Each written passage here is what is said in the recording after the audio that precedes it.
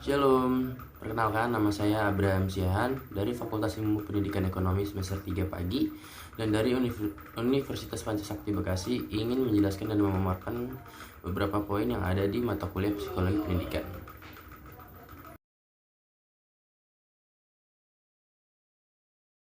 Oke, di sini saya akan membahas yang pertama itu bakat.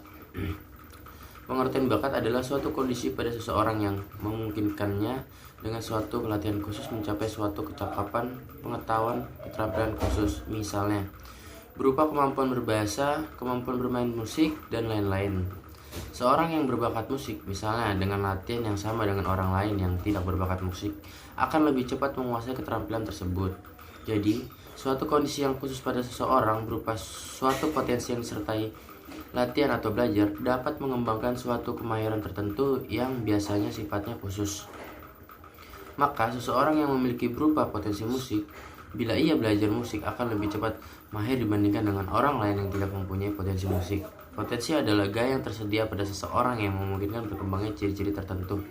Dan ini sudah ada sejak lahir atau dibawa sejak lahir.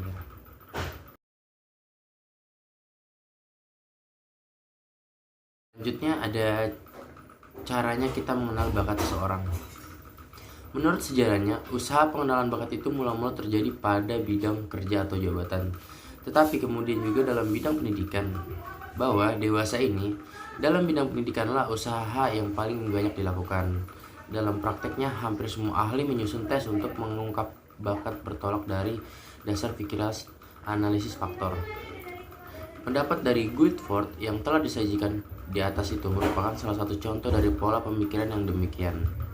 Apa yang dikemukakan Guilford itu adalah hal atau materi yang ada pada individu yang diperlukan untuk aktivitas apa saja.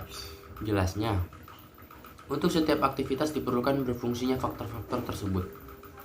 Pemberian nama terhadap berjenis-jenis bakat biasanya dilakukan berdasar atas dalam lapangan apa bakat tersebut berfungsi, seperti bakat matematika, bakat bahasa, bakat olahraga, dan sebagainya. Dengan demikian, maka macamnya bakat akan sangat tergantung pada konteks kebudayaan di mana seseorang individu hidup. Mungkin penamaan itu bersangkutan dengan bidang studi, mungkin pula dalam bidang kerja.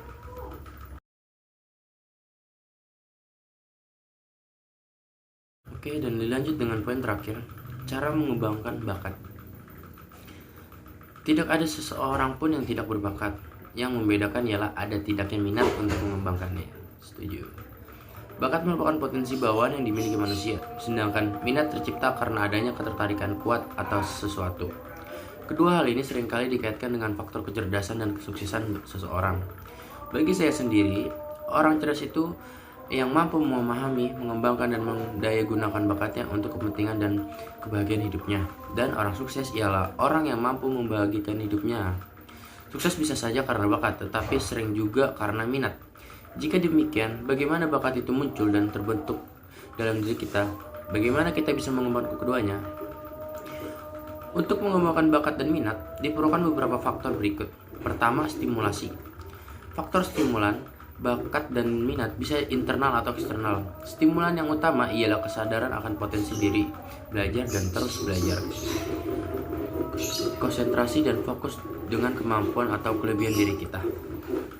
Jangan selalu melihat kepada kelemahan, karena waktu kita akan terbuang, sehingga bakat pun ikut terpendam dan minat hanya menjadi melempem. Kedua, berusahalah untuk kreatif dengan mencari inspirasi dari mana saja dan dari siapa saja. Kreativitas akan menuntut jalan kita menuju pengenalan dan pemahaman bakat, menumbuh kembangkan minat sehingga kita bisa mengembangkannya agar bermanfaat untuk hidup kita. Ketiga, peliharalah kejujuran dan ketulusan. Kita harus jujur mengakui bakat yang kita miliki sekalipun tidak begitu kita minati. Ketulusan mensyukuri bakat dapat menumbuhkan minat meskipun perlu proses dan waktu. Bakat alami itu akan tetap ada, bisa dikembangkan dan dimanfaatkan dengan meningkatkan kekuatan minat. Misalnya, kita semua bisa menulis, tetapi yang berbakat bisa menghasilkan tulisan yang lebih baik daripada yang lainnya. Ketika bakat itu disertai dengan minat yang kuat, maka bakat itu akan berkembang lebih pesat dan berkualitas. Bakat itu akan mengundang kerinduan untuk melakukannya kembali, seperti energi yang mensuplai kebutuhan.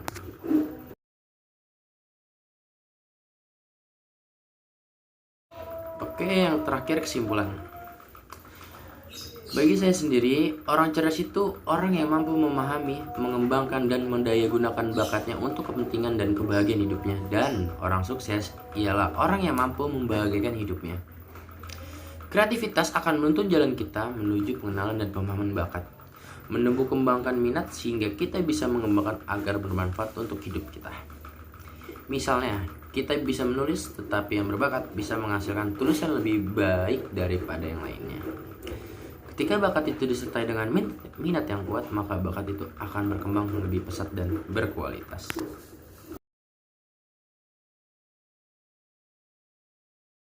Oke, sekian, terima kasih dari saya. Bila ada salah kata, mohon dimaafkan. Dan di sini juga saya masih belajar. Saya Abraham, sampai jumpa.